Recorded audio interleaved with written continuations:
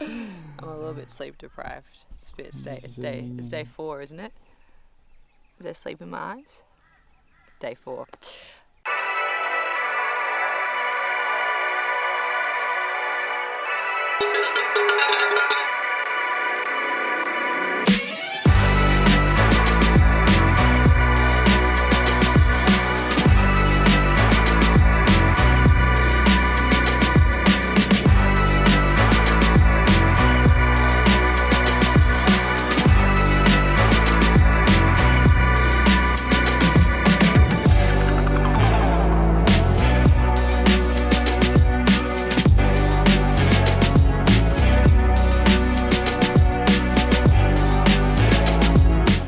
We're off. But first, where are we going? Runnymede. General direction of Runnymede, 3 hours, 29 minutes.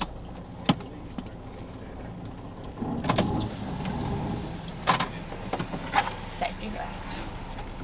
So my biggest concern, crewing Phil, who is probably going to last Saturday through to say Thursday if he breaks the world record, is when do we sleep? Because he doesn't stop. Every 40 to 50 minutes, he's back at base. So there's 3 of us, or there's 2 of us to start off with. Do we split the sleep at night? So does one of us go to bed at like 10 and wake up at 2 or 3 and then tags with the other one? The thing I've been fixating on is when does the crew sleep? The other thing that I've been told people do is sleep for 30-minute chunks and then just wakes up and just does, 8 30-minute sleeps. But I feel like that's harder. So anyway, the behind the scenes things you have to think of when you're crewing a backyard are challenging, because I honestly will die if I have to go from Saturday till Tuesday without sleep.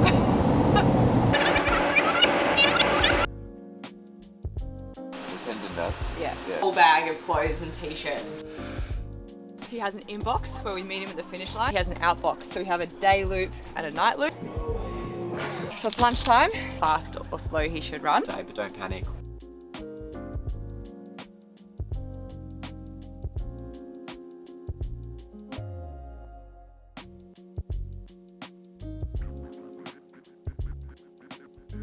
How do I know Phil? I mean, well, why am I crewing Phil? 2 years ago here at this very spot, I did my first backyard ultra, and I had the fun goal of getting to 100 Ks, which would have been a distance PB for one day for me. Phil and I know each other through Tarkine. We're both Tarkine athletes, and I thought, what better learning experience than to just stick to Phil like glue? And so he reached out to me actually in a really busy period of my life, maybe 5 months ago, and said, do you want to crew? And I was like, sure, mate. Didn't really think about it and then forgot until about a month ago. And he goes, okay, so I've added you to the group. Do you have this? And I was like, oh, that's right. And then all of a sudden I got really nervous because I knew that this was a world record attempt. The world's best are here. And all of a sudden I felt the weight of being like, oh my God, I'm crewing this incredible attempt and I'm integral to everything going right. From now, we just got to start looking at the list. Don't ask stupid questions, just check out the list.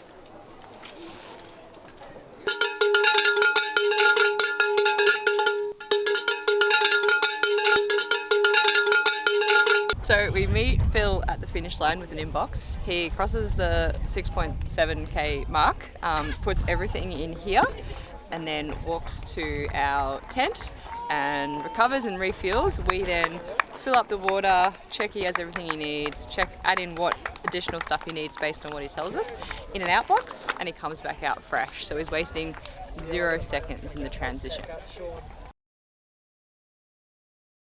Just compliment Giving everyone a lesson. It's living and winning and doing something that's impressive. I don't want to do the same thing. I want to be progressive. So I'ma make a new me, a new beast, a true fiend. He's everything that he wants to be. Friday night, I got a phone call from Gemma at 8 p.m.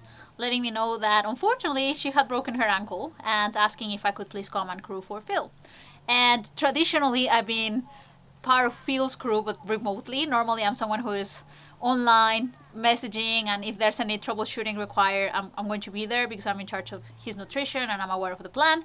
And even though I have crewed for a few laps, I've never been there full time. Definitely very happy that we have a good team organized, and the fact that Phil is so organized with his plan means that things are easier to get sorted, and pretty much is just following the plan and making sure that things are ready on time, and that's it. So far so good. I'm heading into my first night tonight.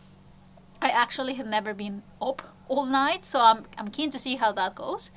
And yeah, we may be able to report in the morning, letting you know how things track during those hours. So we're 48 hours into the event. Well, once they complete this loop, it's going to be 48 hours. And yeah, we had a really good last night.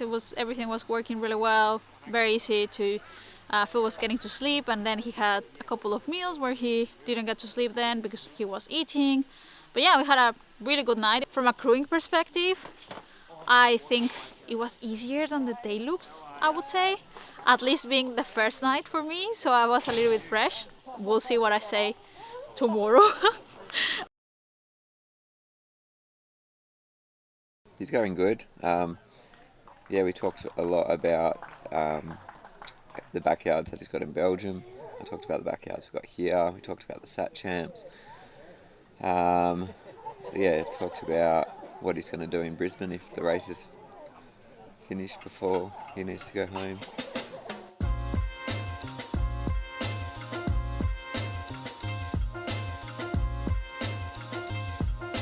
Plan goes to 219 hours and then says repeat. Try, he'll just add a bit of mayo or something again. He's just like, oh yeah, that'll be cool. So a bit of Indian potatoes with mayo. Who would have thought? Yeah, and then he likes mashed potatoes, so he might just go, let's mash some. So he's easy. The hardest part for us is balance, not talking too much to him, but talking enough. Getting a lot of messages from his ultra groups in Belgium, and he loves really knows. They're being cheeky, put a smile on his face. So it's really finding that balance where we're doing what he wants, but we're not annoying him. And I think we've kind of got that balance.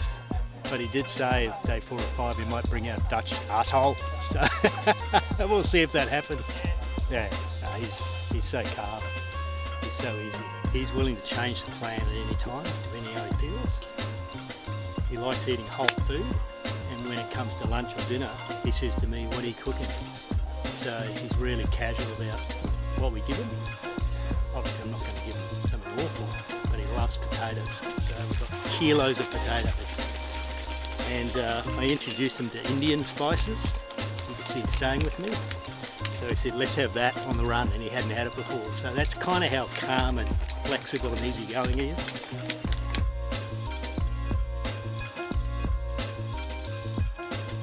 Tim Moffat.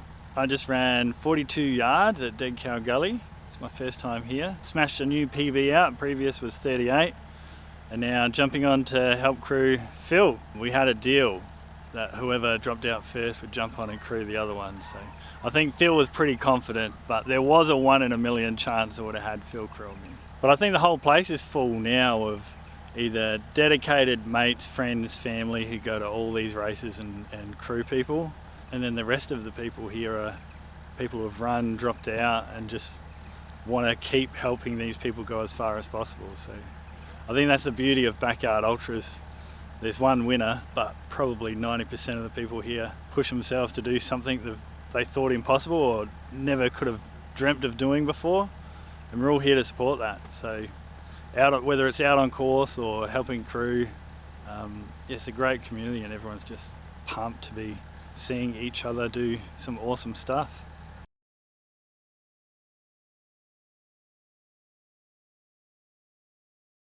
As much as we see the athletes' success in an event, it's very important to highlight how important the crew is for this.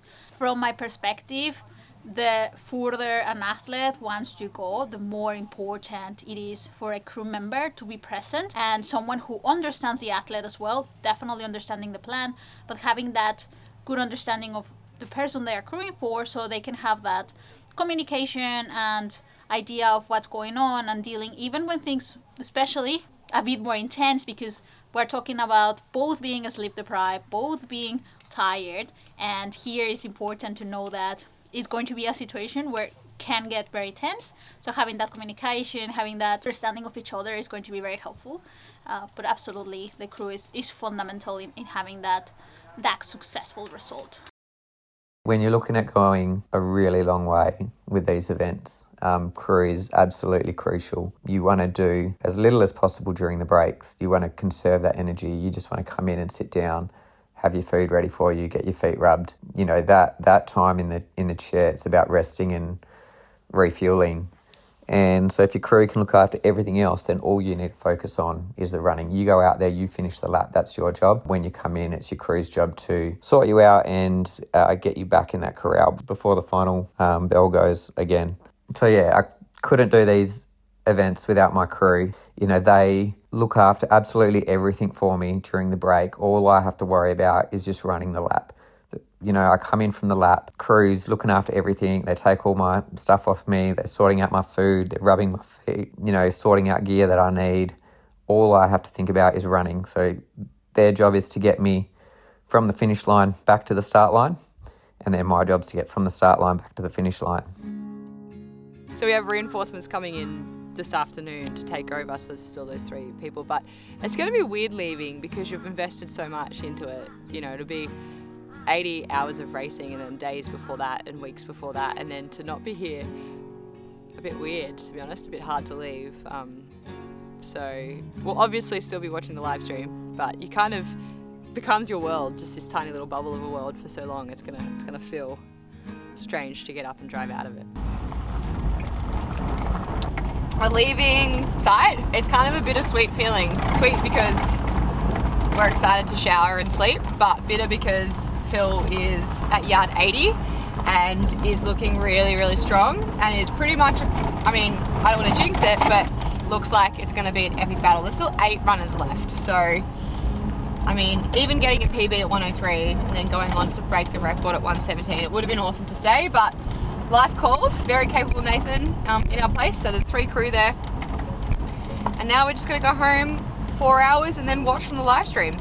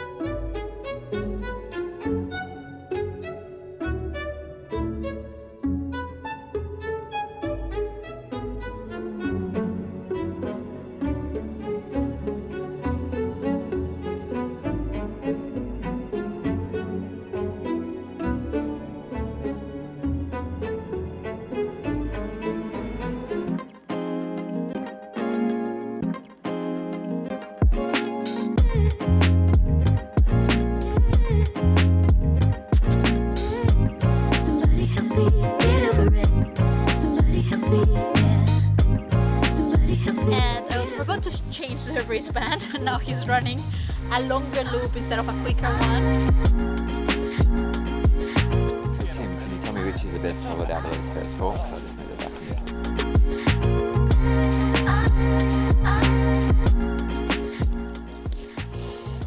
Pretty good.